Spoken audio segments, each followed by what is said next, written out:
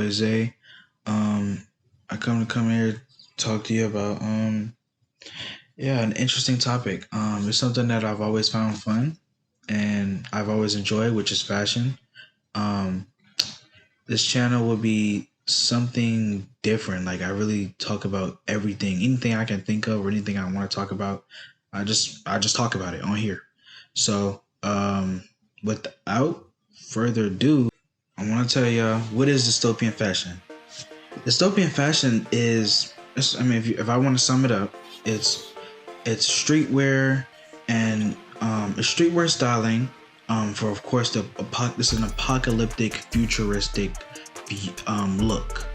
But if I really want to explain to you what it is, dystopian fashion is essentially streetwear and offer clothing styles that are hard wearing and make our bodies feel resilience against an uncertain future. You'd even see sometimes like very avant-garde looks and stuff like that from these pieces, from these fashion pieces and stuff like that.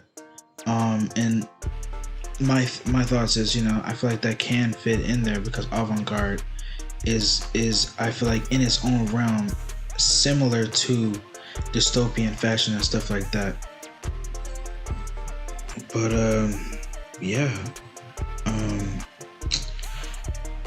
I'm gonna give you guys like the origins of dystopian fashion, and I'll just give you my thoughts, but as well as actually some facts there too. So I would say that the origins of dystopian fashion is from the punk movement. Like I said, because a lot of it's actually a lot of, you'd be surprised how much inspiration really comes from the punk, or at least the feeling of punk, because of the way they dress. It gives a feeling of like unruliness and anarchy. A lot of punks were back then viewed as rebels. They were just rebellious kids, and stuff like that. In fact, they actually like being called rebellious themselves. They call themselves rebels.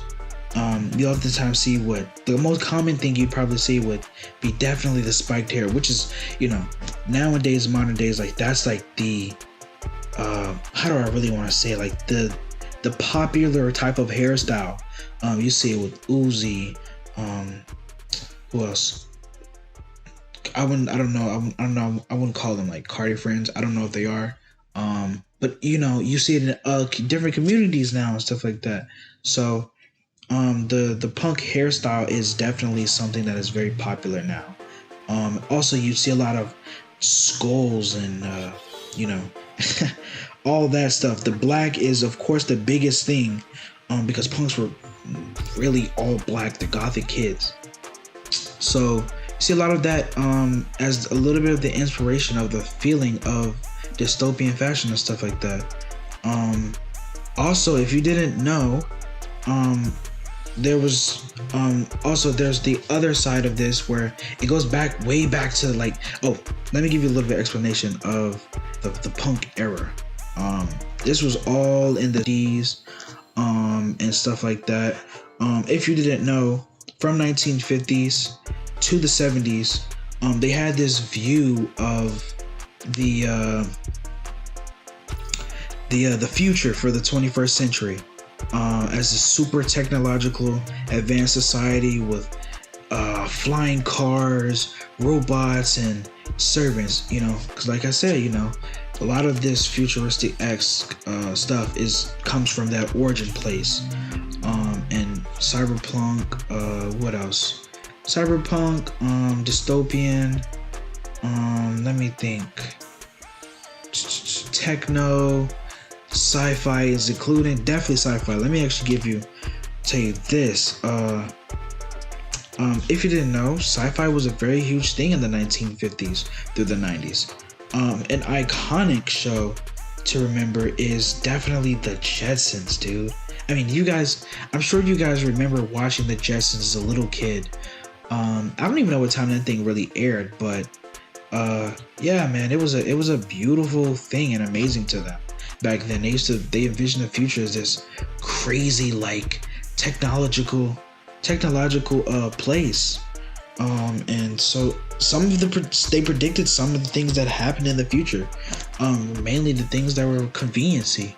Conveniency is definitely one of the biggest things. We actually strive for more conveniency in society nowadays. And so I'd say that would be one thing that the people back then actually got right. Was the conveniency. Technology is very high, but we don't have that type of technology to where we have flying cars and crazy. We have good beauty. I mean, one thing they did get right also was like a flat screen TV. They had envisioned flat screen TVs, like TVs getting smaller and stuff like that. Flat screen TVs is definitely something that was something here that's big. And so yeah, I love this site. The sci-fi era was a very huge thing in the 1950s and 90s. I would honestly say that is like the golden age of, no, I wouldn't say the golden age of technology, but the excitement for it. A lot of this was something so new to them that it was so exciting. They were wondering how this would be in the future. They had this dream, but that's just how men viewed it back then.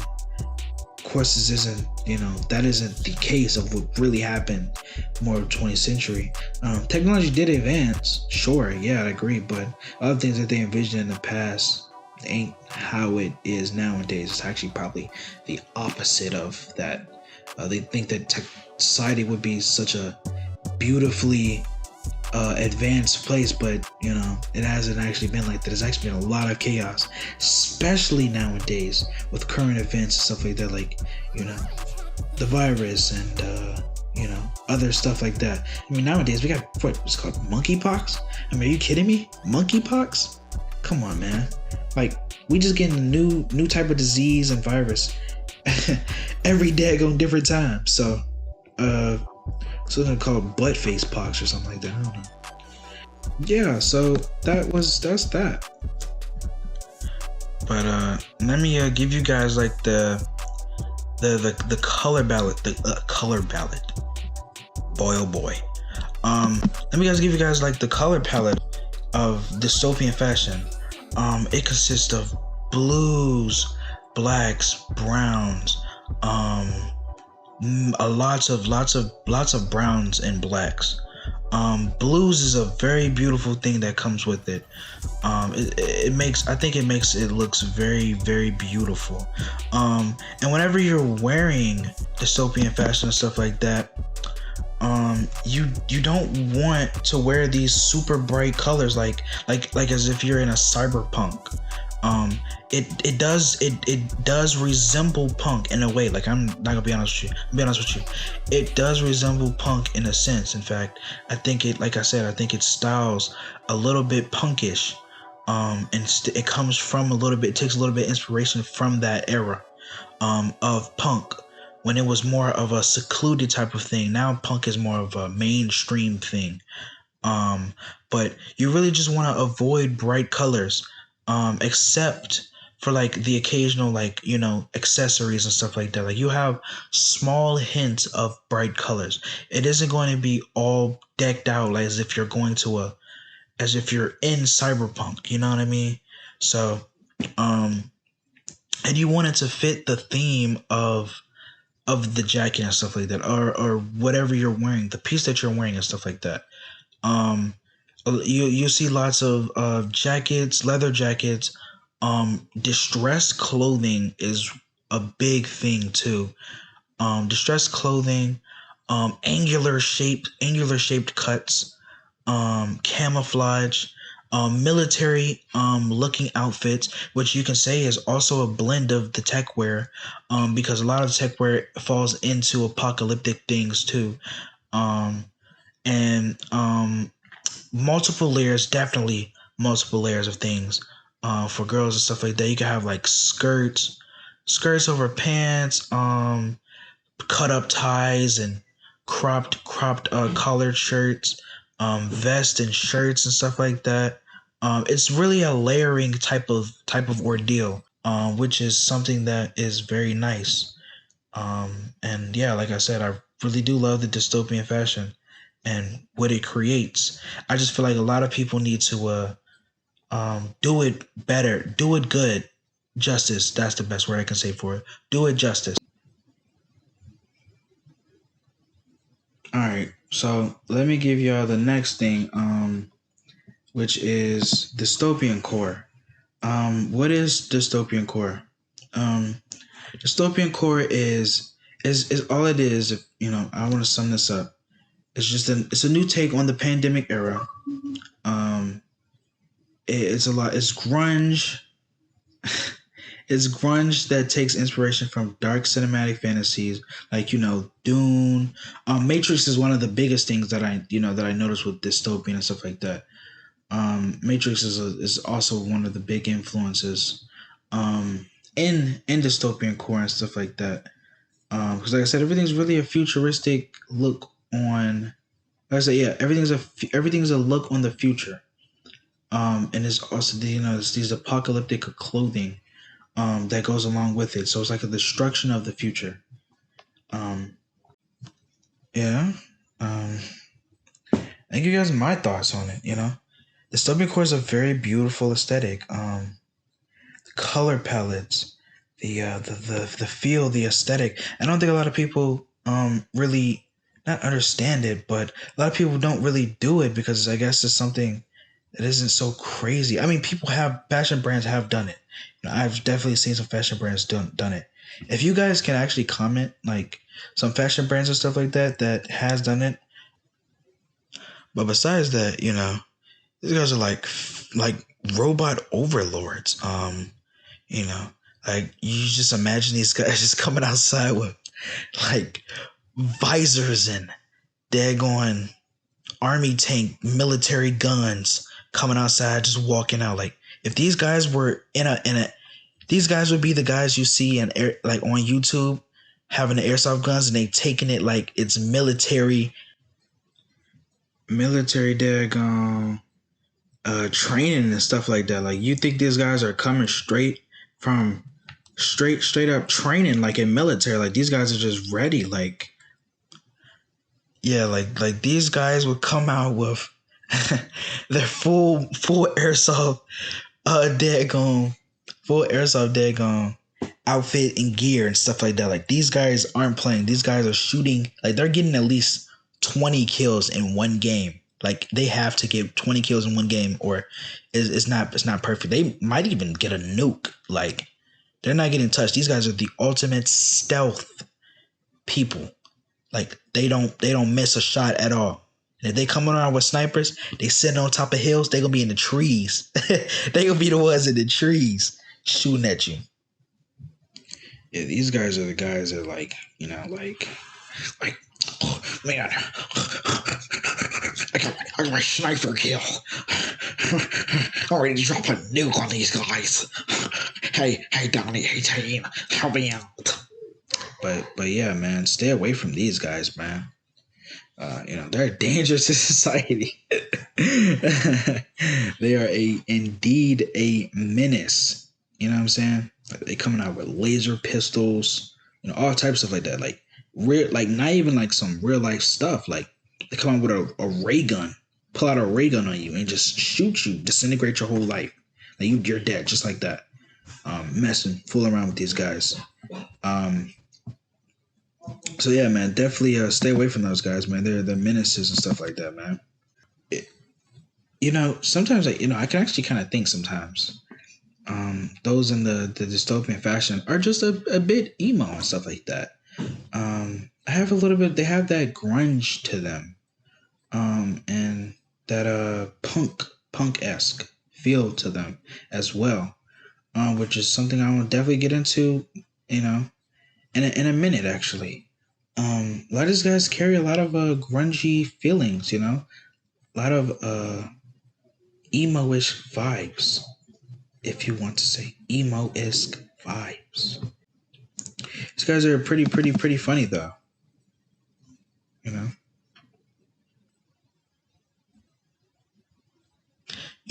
Sometimes part of me just kind of thinks that some of the people in dystopian fashion, like, just kind of like dream the day of an apocalypse almost, which is pretty funny to me.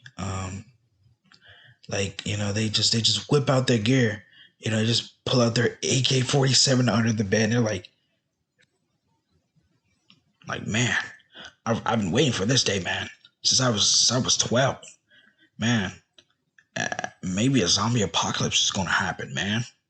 You know, man, all of my days of life playing Black Ops 2, dude, this is gonna pay off. But if there's one thing I can say is that I genuinely do like the movement. You're probably like, Zay, why do you even talk about your type of people like this? Well, because I can, and I just genuinely like, I like to have fun with what I'm talking about. Um, and because since I do dress like that, it's something familiar to me. Um, and yeah, so sorry to all my dystopian fellows. Um, yeah, my little aesthetic is, my inspiration is a lot of Margiela. I love so many iconic pieces from Margiela back then. Um, Even now, you have a lot of good Margiela pieces in the current age.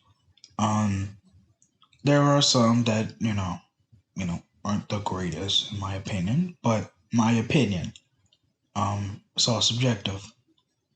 Um, but yeah, a lot of my aesthetic derives, not aesthetic, but like the inspiration is Margiela. It isn't the overall Margiela esque type of thing. It's just the thoughts and invocation of Margiela, if I would want to say that. So I'm still a dystopian, but I have a blend of Margiela in my aesthetic, which I haven't actually got to post yet. I mean, I did. I posted only one picture, which is my most recent photo. You guys should actually follow me on IG. I post for a reason. I don't do things just to do them. Like, even this video right here, I don't do it just to do it. This actually is something for the future. That actually is something symbolic for the future. And that's how a lot of my work is. I don't just do work just to do the work. I do work for a reason. There's a reason why I want to do the things that I do.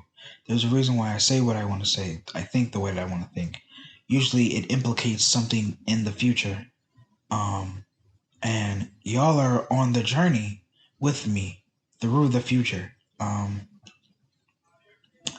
And yeah,